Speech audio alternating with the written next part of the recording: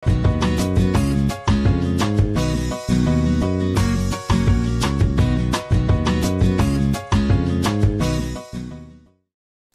saudaraku, kembali lagi berjumpa di Live Study, sebab orang yang berhenti belajar, berhenti bertumbuh. Mari kita bersatu di dalam doa.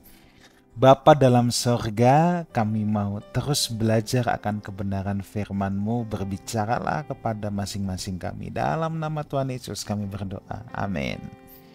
Saudaraku, kita akan meneruskan pembelajaran kita, dan pada kesempatan ini saudara ya, kita akan ada di Kisah Rasul pasal yang kelima ayat 26 sampai 42 ya.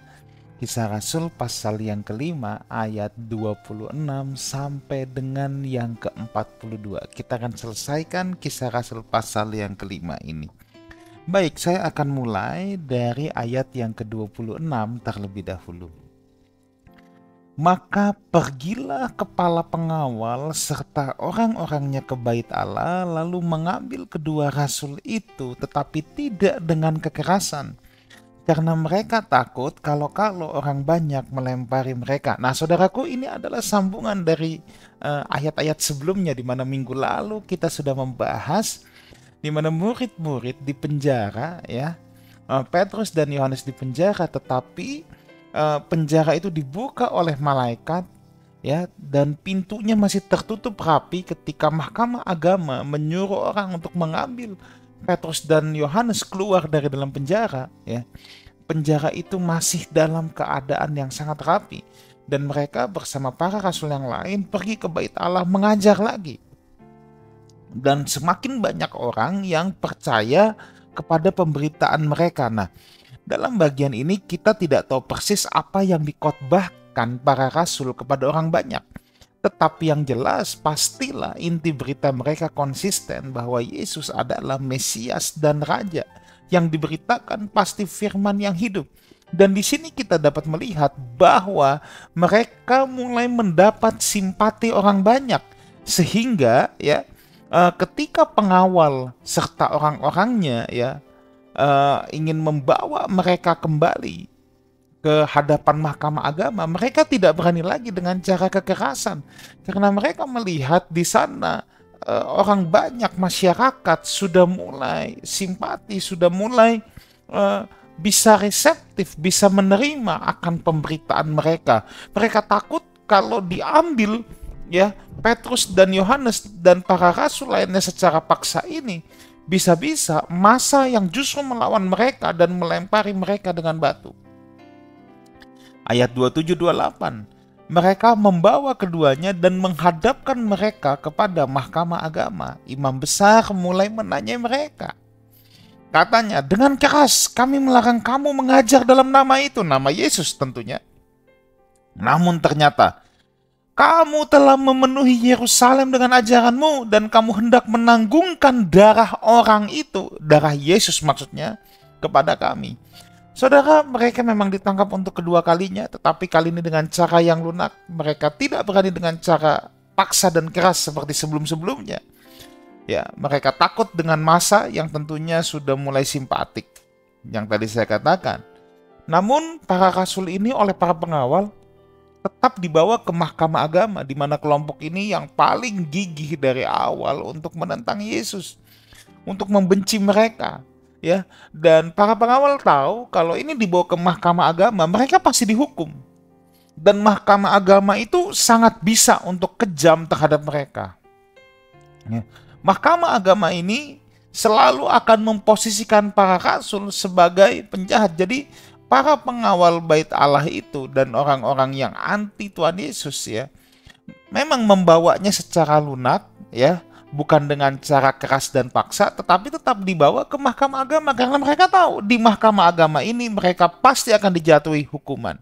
Nah, kalau kita lihat di ayat yang ke-28 tadi, maka kita bisa melihat tuduhan-tuduhan mahkamah agama kepada para rasul.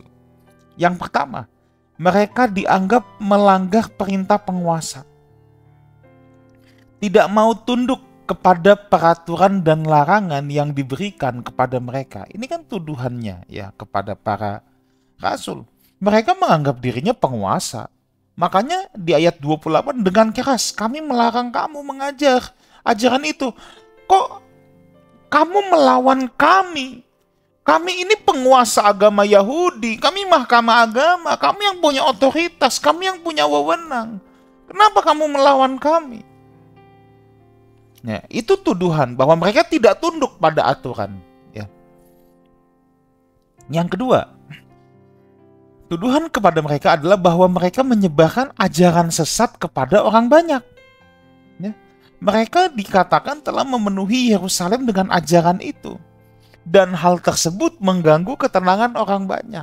Ya, sebenarnya siapa sih yang paling terganggu? Yang paling terganggu ya mereka sendiri, grupnya mahkamah agama itu, ya, dan para penentang Kristus. Buktinya sebenarnya banyak orang yang reseptif, mulai simpati. Tidak ada kejahatan yang mereka lakukan. Sebenarnya yang terganggu ya kelompok-kelompok itu lagi. Mereka itu lagi saja yang terganggu. Ya. Nah, lalu tuduhan yang ketiga bahwa mereka dianggap orang jahat yang bermaksud jahat terhadap pemerintah dan orang-orang Yahudi pada saat itu. Ya. Makanya dikatakan kamu hendak menanggungkan darah orang itu, Yesus, kepada para penentang Kristus dan masyarakat banyak. Tentunya saudara, ini kan peristiwa penyaliban Yesus belum lama, saudara.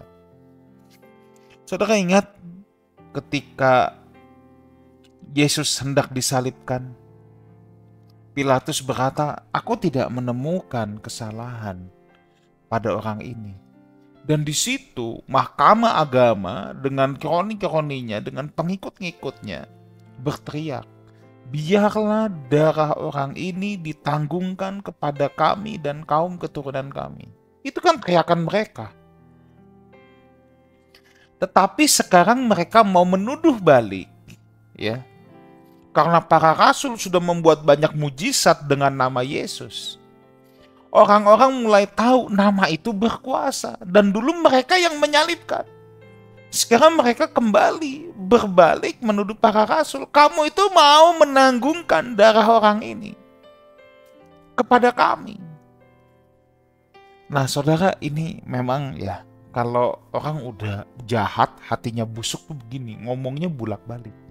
Dia yang berbuat, tapi dia sekarang menuduh orang yang mau mencelakakan mereka. Ya, begitulah fenomena sejak zaman dahulu. Orang-orang yang bengkok hatinya selalu modusnya tuh mirip kok. Ya begitu-begitu saja saudara ya. Ini kan mereka sedang playing victim. Mereka yang teriak. Sekarang mereka salin para rasul.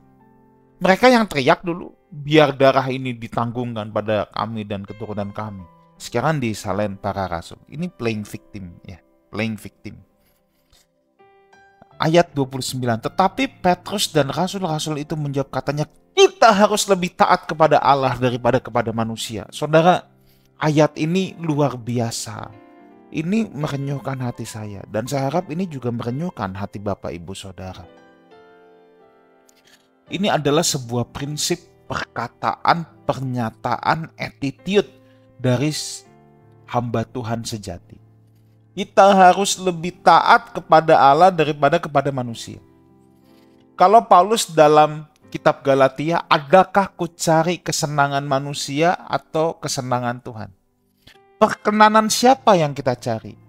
Kalau kita masih memilih mau menyenangkan manusia, kita bukan hamba Tuhan. Kita hamba palsu, saudara. Ya. Hamba Tuhan yang berintegritas pasti hidup dengan prinsip ini. Mencari kesukaan Tuhan, mencari perkenanan Tuhan. Sekali lagi, hamba Tuhan yang punya integritas, pasti akan mencari kesukaan Tuhan dan mencari perkenanan Tuhan. Tidak bisa tidak. Itu sebabnya kita harus menghayati perkataan ini. Jangan sampai kita sibuk mau menyenangkan manusia tetapi kita melukai perasaan Tuhan. Ayat 30-32. Allah nenek moyang kita telah membangkitkan Yesus yang kamu gantungkan pada kayu salib dan kamu bunuh. Dialah yang telah ditinggikan oleh Allah sendiri dengan tangan kanannya menjadi pemimpin dan juru selamat, supaya Israel dapat bertobat dan menerima pengampunan dosa. Dan kami adalah saksi dari segala sesuatu itu. Kami dan Roh Kudus yang dikaruniakan Allah kepada semua orang yang mentaati Dia. Saudara, kesaksian mereka itu adalah benar dan sangat konsisten. Orang yang tukang bohong, itu ngomongannya nggak akan sama. Karena sebuah kebohongan selalu akan mengcover kebohongan yang lain. Itu sudah prinsip. Saudara, kalau ketemu orang yang sukanya bohong, ya, dia pasti ngomongnya kalau saudara tanya terus. Di waktu yang berbeda, itu sudah pasti nantinya akan berbeda-beda, saudara. Pasti ada yang beda. Karena sin always cover sin. Sebuah dosa akan selalu berusaha menutupi dosa yang lain. Kebohongan akan menutupi kebohongan yang lain. Tetapi kita lihat para rasul ini selalu konsisten. Kita sudah baca di pasal-pasal sebelumnya. Ini bukan baru pertama kali mereka diperhadapkan kepada mahkamah agama dan ditanya. Tapi lihat jawaban mereka selalu konsisten. Kenapa bisa begitu? Karena memang mereka nggak bohong. Mereka memang bicara, ya, menyaksikan, dan apa yang mereka saksikan benar adanya. Apa adanya, bukan ada apanya. Kalau orang berbohong itu ada apanya. Tapi yang mereka saksikan ini benar, apa adanya. Bukan kesaksian yang dibuat-buat, bukan pemain sandiwara. Nah, mahkamah agama dan kroni-kroninya selalu mencoba merendahkan Yesus. Makanya dikatakan gini sama para rasul, dialah yang ditinggikan Allah sendiri. Memang mahkamah agama, kroni-kroninya, orang Farisi, ahli Taurat pada saat itu, para imam, kelompok imam ini selalu merendahkan Yesus. Di sini ada satu prinsip. Para rasul bilang, Allah sendiri yang meninggikan. Artinya apa, saudara? Ya, refleksi bagi kita. Saudara, jangan takut direndahkan oleh manusia. Kenapa? Yang pertama, sikap kita itu memang kita harus merendahkan diri. Kita nggak perlu meninggikan diri. Kita merendahkan diri. Urusan pemuliaan, urusan peninggian itu urusan Tuhan. Kalau Tuhan udah mau mengangkat saudara, ya, tidak ada manusia yang bisa merendahkan saudara. Saya ulangi lagi. Kalau Tuhan sudah mau angkat seseorang naik, kalau Tuhan sudah mau memuliakan, meninggikan seseorang, tidak ada manusia manapun yang bisa merendahkan orang tersebut. Dan kalau Tuhan sudah merendahkan orang, mau panjat tebing, mau meninggikan diri gimana pun, tetap orang itu akan tetap berada di tempat yang rendah. Makanya sikap hati kita itu, ya, dari sisi kita itu harus selalu merendahkan diri. Kita menempatkan diri kita di bawah. Itu kan definisi merendahkan diri. Kalau meninggikan diri itu menempatkan diri kita di atas, enggak. Soal penempatan di atas itu urusan Tuhan. Urusan kita adalah kita selalu menempatkan diri kita di bawah. Kenapa? Supaya kita bisa melayani yang lain. Supaya kita bisa melayani sesama.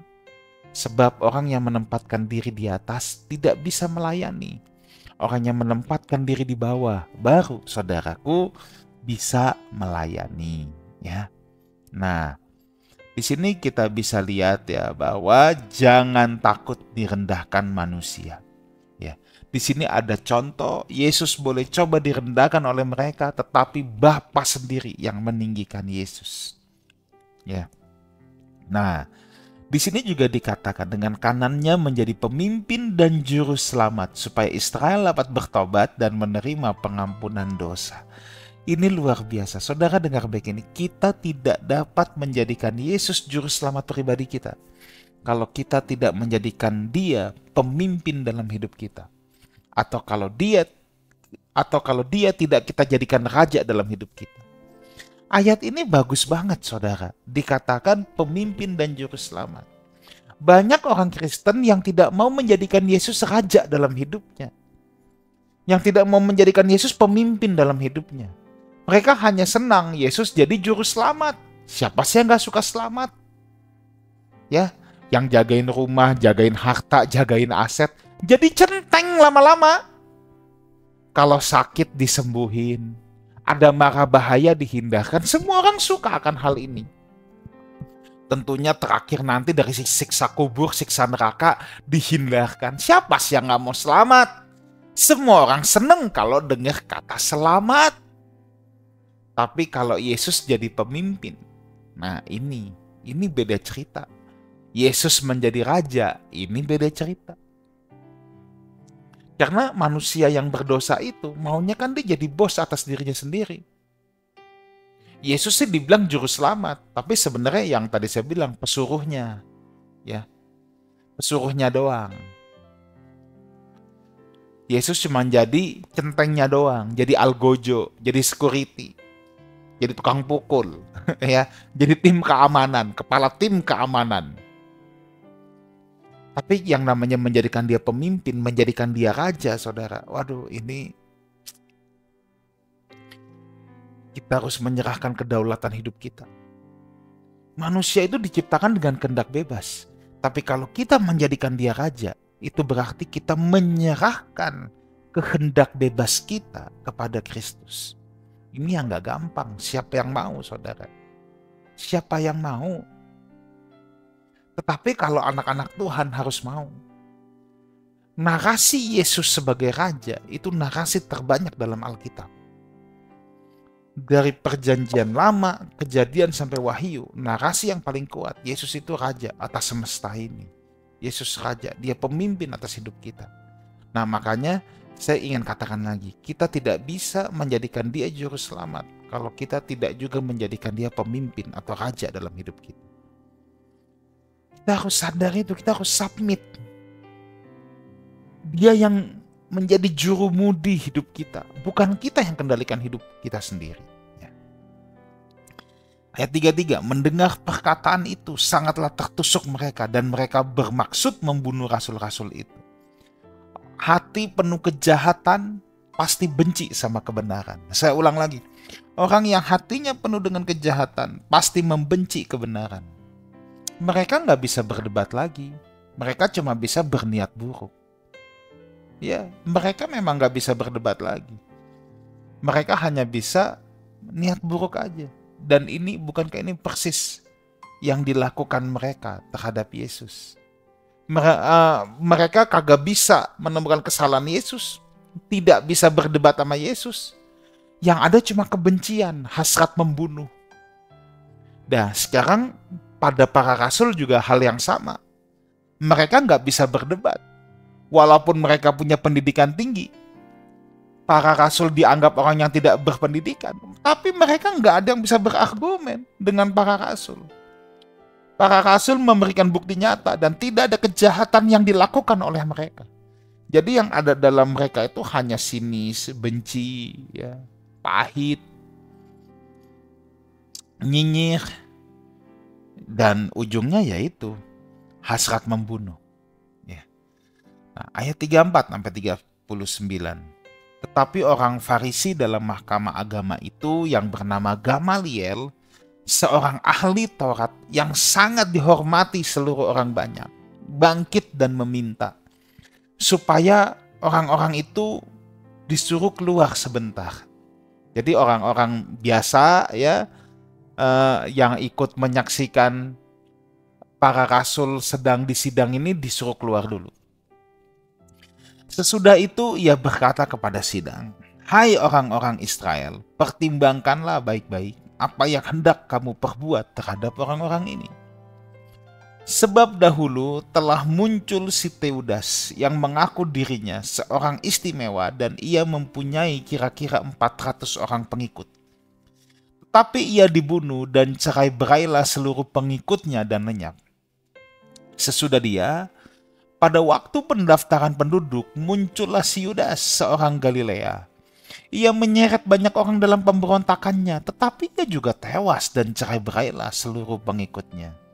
Karena itu aku berkata kepadamu, janganlah bertindak terhadap orang-orang ini. Biarkanlah mereka, sebab jika maksud dan perbuatan mereka berasal dari manusia, tentu akan lenyap. Tetapi kalau berasal dari Allah, kamu tidak akan dapat melenyapkan orang-orang ini. Mungkin ternyata juga nanti bahwa kamu melawan Allah. Nasihat itu diterima. Nah, ini penting dan ini menarik, saudara. Ini menarik. Saya akan jelaskan gini dulu. Saudara, disinilah nama Gamaliel pertama kali muncul. Seorang Farisi, ingat Farisi ini nama golongan ya. Jadi memang orang Farisi pada saat itu banyak yang membenci Yesus. Tapi saudara jangan kalau dengar orang Farisi semua jahat, enggak. Ini kan nama golongan, nama satu klaster. Golongan yang paling besar zaman dulu itu kan golongan Eseni, Farisi, dan Saduki. Ini nih 3 golongan yang paling besar. Nah, banyak golongan Farisi juga yang menjadi ahli-ahli Taurat, ya. Kira-kira seperti itu. Nah, muncul di sini seorang Farisi yang sangat terkemuka, ahli Taurat, ya, yang bernama Gamaliel. Siapa itu Gamaliel? Gamaliel adalah cucu dari Hillel. Siapa itu Hillel? Jadi dulu ada 2 aliran besar di ajaran Yahudi ini.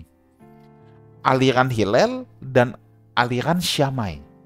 Aliran Hillel ini, ya, Rabi Hillel ini lebih banyak pengikutnya. Karena ajarannya lebih moderat dan lebih lunak. Sedangkan Syamai ini keras, ya, sangat keras, ajarannya keras. Pengikutnya lebih banyak Hillel. Nah, Gamaliel adalah cucu Hillel ini. Jadi Gamaliel ini sangat terhormat, saudara. Bahkan menurut catatan sejarah, Gamaliel adalah orang pertama yang mendapat gelar Raban. Jadi dia bukan hanya Rabi, tapi Raban. Raban itu lebih tinggi dari Rabi. Dan Gamaliel orang pertama yang dikasih gelar itu, Raban. Ya. Nah, dan kita bisa lihat bahwa ternyata Gamaliel ini juga adalah guru Paulus, saudara. Gurunya Paulus. Paulus itu ada dalam didikan Gamaliel. Nah, bahkan menurut tradisi, Stefanus dan Barnabas pun juga adalah bekas murid Gamaliel. Nah, nanti kita akan bahas apakah ada hubungannya sampai Stefanus di Rajam Batu. Sama Paulus ini sama-sama murid Gamaliel, saudara. Ya. Nah, kebijaksanaan Gamaliel sangat terlihat di sini. Dia orang yang mengamati dan belajar dari peristiwa-peristiwa yang terjadi. Dia kasih contoh, ada Teudas, ada Yudas. Nah, tapi menariknya di sini, saudara, ya. Gini, Gamaliel ini kan bukan orang yang ujuk-ujuk muncul. Peristiwa ini belum lama terjadi loh dengan penyaliban Kristus. Jadi ketika Yesus dicecar, Yesus disalibkan, Gamaliel pasti sudah ada. Tapi dia nggak pernah membela, saudara. Dia juga bukan membela Yesus. Dia nonton dulu. Dia mengamati. Dia pengen lihat. Yesus ini kayak Teudas dan Yudas atau sosok yang lain. Akhirnya Yesus mati. Mungkin saat Yesus mati, anggapan Gamaliel, ya nggak ada beda lah sama si Teudas dan Yudas. Muncul pengikutnya. Kok ini beda? Ini pengikutnya malah garang-garang nih. Yang ikutnya banyak nih. Maka hati kecil Gamaliel saya percaya mulai ragu. Ini jangan-jangan Yesus yang disalibkan benar-benar berasal dari Allah nih.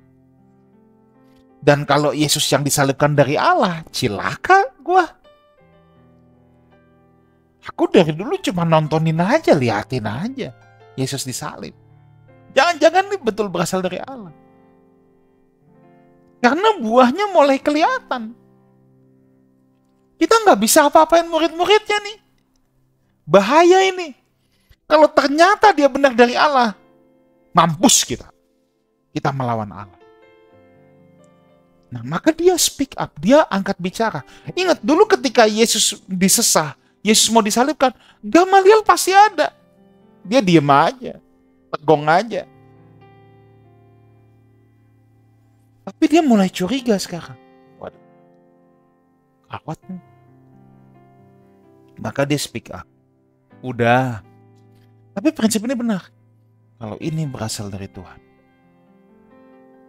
tidak ada manusia yang bisa menghentikan. Kalau ini bukan berasal dari Tuhan, selesai. Saudara, ini prinsip yang sangat bijaksana. Seringkali dalam doa-doa saya, dalam hidup saya, kalau saya menjalani sesuatu, saya dalam kebingungan, inilah doa penyerahan yang harus kita lakukan.